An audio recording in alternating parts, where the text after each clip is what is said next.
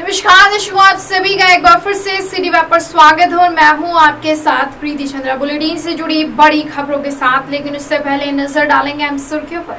Saharanpur coat road पर बस के ब्रेक फेल होने पर चालक की लोगों ने की थी पिटाई। 8 घंटे बाद हुई मौत। एटीएम कार्ड बदलकर पैसे चोरी करने वाले 2 हुए गिरफ्तार। किराना सांसद ने इब्राहिमी रेलवे फाटक पुल का किया शिलान्यास। अब नजर डालेंगे अहम खबर पर। 8 घंटे बाद हरपाल की मौत। बस का ब्रेक फेल होने पर लोगों ने की थी पिटाई। पास खड़ी पुलिस ने भी नहीं बचाया। जी हां, आपको बता दें कि सहारनपुर के कोट रोड पुल पर कल बुधवार को एक निजी स्कूल की बस के ब्रेक फेल हो गए थे। बस के बंद होने के कारण कई लोगों का नुकसान भी हुआ, जिससे लोगों ने बस चालक हरपाल 50 वर्षीय की पिटाई कर दी। हरपाल को चोट लगी इतनी गंभीर के 8 घंटे बाद ही उसकी मौत हो गई। बता दें कि हरपाल की मौत के बाद उसके घर में मातम छा गया। पत्नी रोशनी अपनी सुध खो बैठी है। घर पर लोगों की भीड़ जमा है। धोखे से एटीएम कार्ड बदलकर पैसे चोरी करने वाले 2 दबोचे गए। गागालेडी थाना पुलिस ने धोखाधड़ी से एटीएम कार्ड बदलकर खाते से रुपए चोरी करने वाले 2 शातिर अपराधियों को गिरफ्तार किया। दोनों अपराधी एटीएम पर पैसे निकालने आए। व्यक्तियों का धोखे से पासवर्ड जानकर उसका एटीएम कार्ड बदल लेते थे और उसकी जगह दूसरा एटीएम दे देते थे। इसके बाद से एटीएम से पैसे चोरी कर लेते थे। पुलिस के मुताबिक ये काफी समय से एटीएम कार्ड चोरी करके पैसा निकालने का काम कर रहे थे। इन्होंने गागालेडी के साथ ही चिल्काना में बेहेट, नकुड़, देवबंद, नागद, मानक मऊ सहित कई जगह एटीएम से पैसे चोरी किए थे। पुलिस ने इनके कब्जे से 41 एटीएम कार्ड, 1,09,80 रुपए, एक होंडा सिटी कार, एक मोबाइल फोन भी बरामद किया है। प्रधानमंत्री की आयुष्मान योजना के प्रति लोगों को जागरूक कर रहा है विब्रोस हॉस्पिटल। जनपद के सभी ब्लॉकों में लगाए जा रहे निःशुल्क स्वास्थ्य में जागरूकता कैंप। प्रधानमंत्री आयुष्मान योजना के तहत ग्रामीण क्षेत्रों के लोगों को जागरूक करने के लिए विब्रोस हॉस्पिटल ने एक अभियान चलाया है, जिससे कि लोगों को आयुष्मान भारत योजना के प्रति जागरूक किया जा सके और देहात क्षेत्र के जो लोग हैं उनको भी इसका लाभ मिल सके। जानकारी के लिए बता दें कि विब्रोस हॉस्पिटल के द्वारा निःशुल्क स्वास्थ्य कैंप सरसावा ब्लॉक में लगाया गया और लोगों को इस दौरान उन्होंने जागरूक किया कि किस तरह से आप आयुष्मान भारत योजना का लाभ उठा सकते हैं। इस दौरान कैंप में लगभग 170 मरीजों का निःशुल्क चेकअप किया गया। देखिए, इस दौरान विब्रोस हॉस्पिटल के चिकित्सक फिजिशियन डॉक्टर फरदीन खान ने क्या कहा, सुनिए। फ्रेंड्स, मैं doctor Fardeen Khan, physician, Vibros hospital Saharanpur. आज कहाँ पर कैंप लगाया गया और किस चीज़ के लिए जागरूक? आज ये कैंप हम लोगों का सरसावा ब्लॉक में लगा हुआ है और ये आयुष्मान भारत की जो स्कीम है उसके प्रमोशन के लिए लगा हुआ है। जिन लोगों के पास जो कार्ड हैं वो आकर जो है यहाँ पर अपने कार्ड चेक करा सकते हैं, अपनी बीमारी के बारे में बता सकते हैं और उनको कहाँ पर इसकी वजह से फ्री इलाज मिल सकता है। ये सारी चीज़ों के लिए कैंप लगाया है। कितने लोगों का बच्चा कब किया? आज यहाँ पर सारे स्पेशलिटीज़ को मिलाकर तकरीबन 170 पेशेंट देखे गए।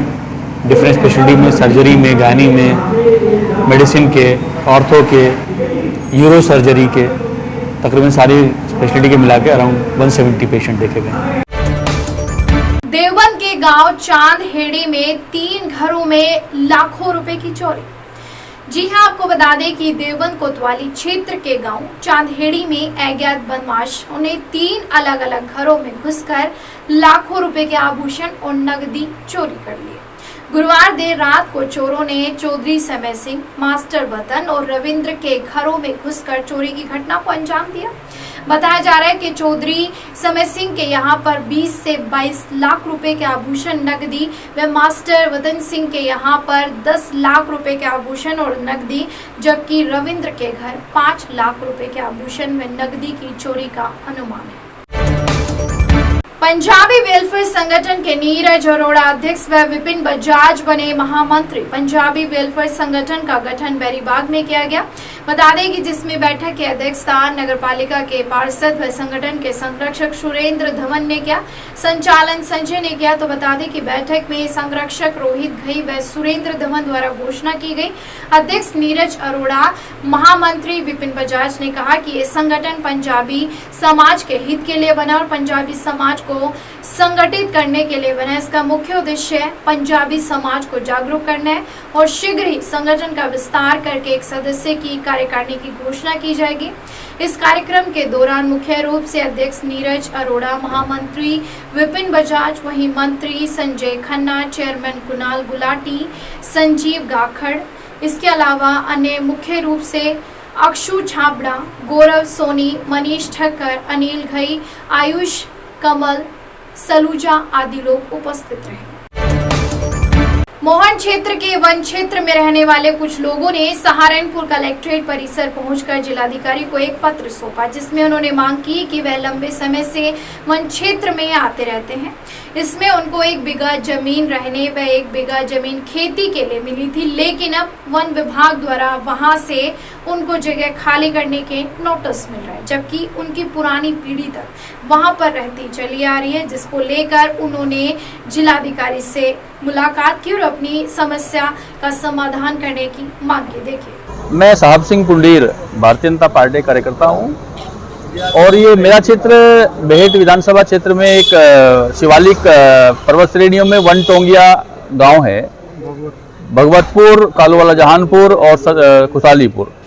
तो वहाँ से जब नेशनल पार्क घोषित हुआ तो इन लोगों को जंगल से निकाल के भगवतपुर में स्थापित कर दिया गया था और इनको 1 एकड़ भूमि खेती के लिए, जीवन यापन के लिए और 1 बीघा जमीन रहने के लिए दी थी।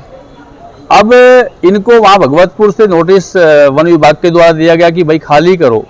विषय ये है कि ये सन 86 की बात है, 85-86 की बात है। उस समय से अब तक तीसरी पीढ़ी आ गई, दूसरी तो आई गई कम से कम। तो एक परिवार था, बच्चे इसके 3-4 बच्चे हो गए, तो रहने के लिए उनके पास उतनी जगह नहीं है और जो थोड़ी बहुत जगह है उसके लिए भी नोटिस जारी कर दिया कि भाई आप इसको खाली करें। मेरी प्रशासनिक अधिकारियों से कल भी बात हुई थी। तो क्या मांगे? मांग इनकी यही है कि भाई क्योंकि वन को पालन पोषण देखभाल के लिए वन में बसाए गए थे, तो उसके बदले में जो इनको जमीन मिली थी 1 एकड़ जमीन खेती के लिए और 1 बीघा रहने के लिए, वो जमीन इनको मिल जाए, इनसे छीनी ना जाए। वैसे इनके पास है, अभी काबिज हैं ये लोग, लेकिन उनसे हटाने का जो प्रयास है वो मामला इनका नहीं हट जाए, ये ना हटे वहां से और अपना जीवन यापन करते रहें।